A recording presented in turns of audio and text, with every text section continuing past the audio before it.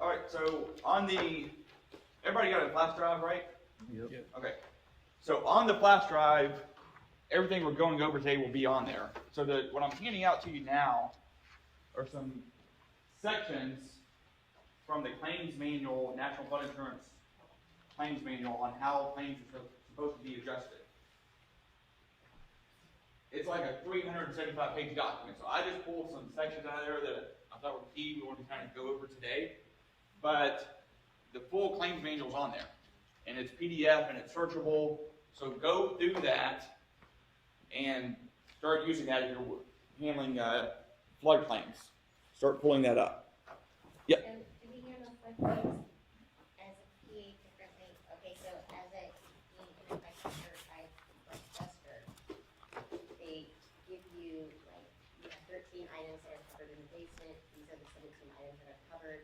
Yep. They give you this is how you write it. Obviously, they're not going to write it correctly as a PA. Like you go in and retexture the whole wall, not just 4 feet and feather it in. Blah blah blah.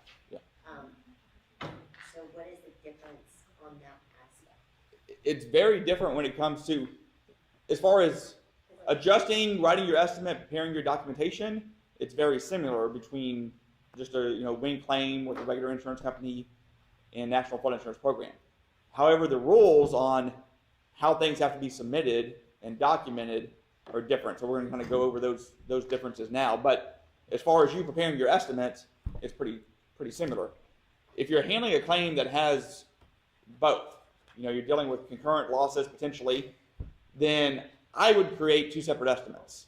I'd create a wind estimate and a flood estimate and make sure there's no overlap there. I mean, you don't want to have the 2 estimates because whichever carrier you're dealing with is going to want a copy of the other estimate. And so, make sure that there's not any substantial overlap. There may be a few issues that maybe it's harder to decide between wind or flood. Typically, I know because I do flood are harder to meet wind. Yeah.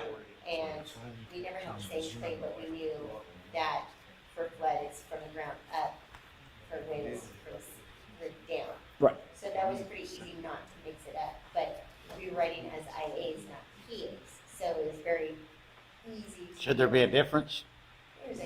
There shouldn't have been a difference. There isn't. They're guidelines. Like, Right. we got our hands smacked all the time for retexturing a whole wall because we were trying to explain you cannot feather it in. It doesn't.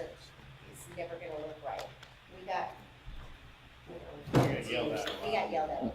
But as you guys well know, It's funny because Aaron likes to be yelled at for some reason. I think he gets some sick pleasure off he of likes it. bringing them around. So that's why I was wondering, like, we know how, as you guys are aware, we don't have a right for that.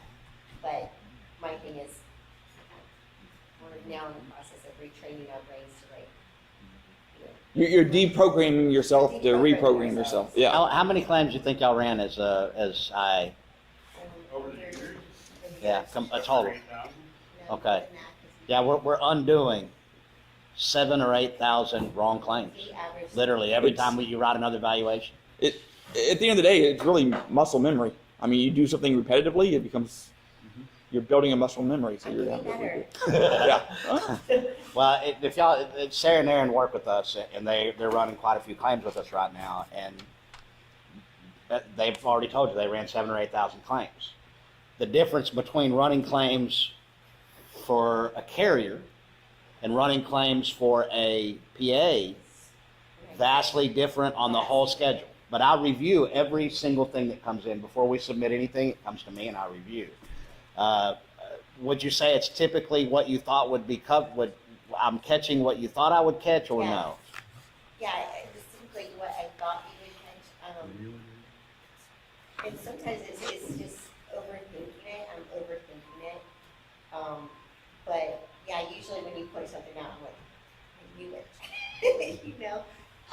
But yeah, you see my monitor. I have sticky notes everywhere. Like, don't upload. But we don't think about the number one covenant. Yeah.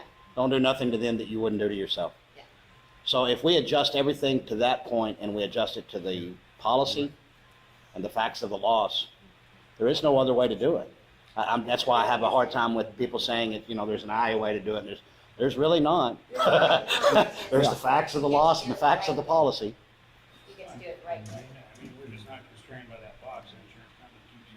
Exactly.